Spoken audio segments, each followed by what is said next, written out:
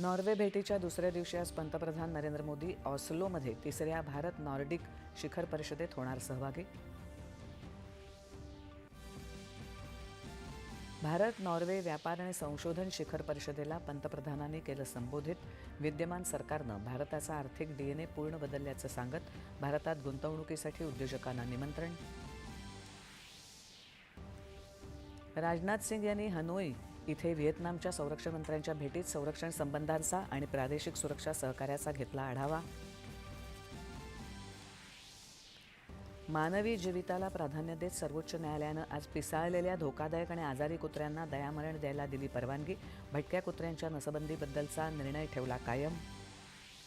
जागतिक अशांततेच्या सद्यस्थितीत सर्वांनी राष्ट्र प्रथम या भावनांना एक होऊन पंतप्रधानांनी सांगितलेल्या बचतीच्या संकल्पांना प्रतिसाद द्यावा, मुख्यमंत्र्यांचं आवाहन.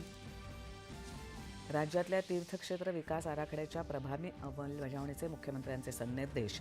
6 तीर्थक्षेत्र विकासासाठी एकूण 993 कोटी 72 लाख रुपयांच्या विकास आराखड्यांना आणि निधीला मंजुरी.